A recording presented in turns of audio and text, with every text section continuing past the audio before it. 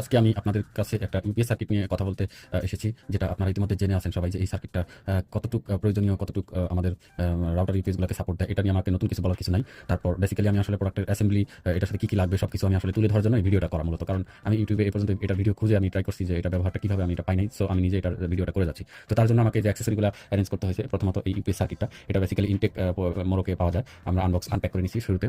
তারপরে সেকেন্ড যেটা লাগবে, এই ইউপিএস ডিভাইসটার একটা প্যাকেট, মানে ক্যাচিং। এই ক্যাচিংগুলো আমাদের স্টোরে পাওয়া যাবে, অ্যাভেলেবল পাবেন। এই ক্যাচিং এখানে ইউপিএস ইনপুট আউটপুট ডিটেলস দেওয়া আছে, সব কিছু এটার মধ্যে ইনক্লুড হয়ে যাবে। তো তারপর হচ্ছে থার্ড হচ্ছে যে ব্যাটারি আমাদের 12 ভোল্ট করতে হবে, এই জন্য আমাদেরকে 3টা ব্যাটারি নিতে হয়েছে।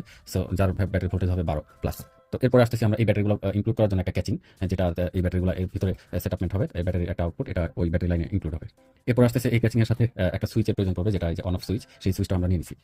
ফাইনালি এটা ইউজ করার জন্য আমাদের এই ইউপিএস টু ইউপিএস আউটপুট থেকে রাউটার ইনপুট পর্যন্ত যে কেবলটা, সেই কেবলটাও আমরা নিয়ে নিছি।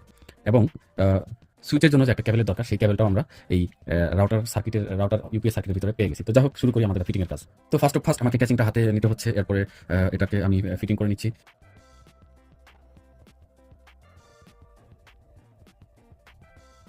একদম সুন্দর একটা ক্যাচিং হয়ে গেছে। এটার উপরের পার্টটা খুলে নিব। উপরের পার্টটা খুলে নিয়ে আমি এটাকে আমি আঠা দিয়ে এটাকে অ্যাসেম্বলি করে নিব, যাতে এটা দৌড়াদৌড়ি না করে। আর ইভেন্ট সবচাইতে বেটার হয়, এটা সুপার গ্লু ইউজ করলে সবচাইতে ভালো হবে। এবার আপনারা চাইলে এই ধরনের আঠা ব্যবহার করতে পারেন, যেমন আমরা সাধারণত কাঠে এই ধরনের আঠাগুলো ব্যবহার করি। এটা চতুর্পাশে আমি দিয়ে নিচ্ছি। এটা সকল পার্টে আঠা দেওয়া শেষ হয়ে গেলে আমরা এটাকে একটা রাবার দিয়ে আটকায় নিচ্ছি।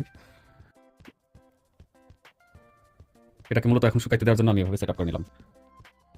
আর উপরের অংশটা আসলে বাদ রাখলাম, কারণ এটা ফাইনালি যখন আমি আমার এই সবগুলো জিনিস সেট আপ করা হয়ে যাবে, তখন আমি এটাকে ফাইনালি সেট আপ করবো। তো আমি এটাকে 8 থেকে 10 ঘন্টা এখন শুকাইতে দিলাম। বললাম 8 থেকে 10 ঘন্টা পরে এটা পরিপূর্ণ শুকাই গেছে।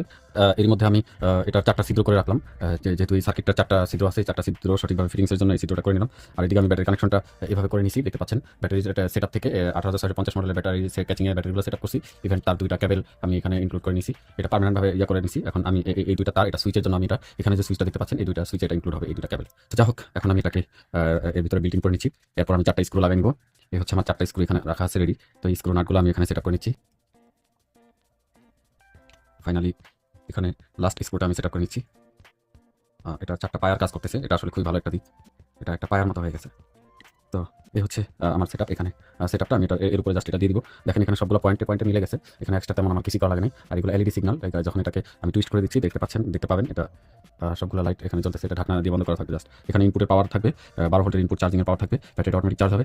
এরপর যে আমি এই কেবলটা লাগাচ্ছি সুইচ। ফাইনালি আমার সুইচের লাইন করা হয়ে গেছে। এখন আমি জাস্ট ব্যাটারিটাকে এখানে সেট আপ দিয়ে দিব। এটা আমি যে কোনোভাবে দিতে পারি, উল্টা বা সোজা, এটা কোনো সমস্যা নেই।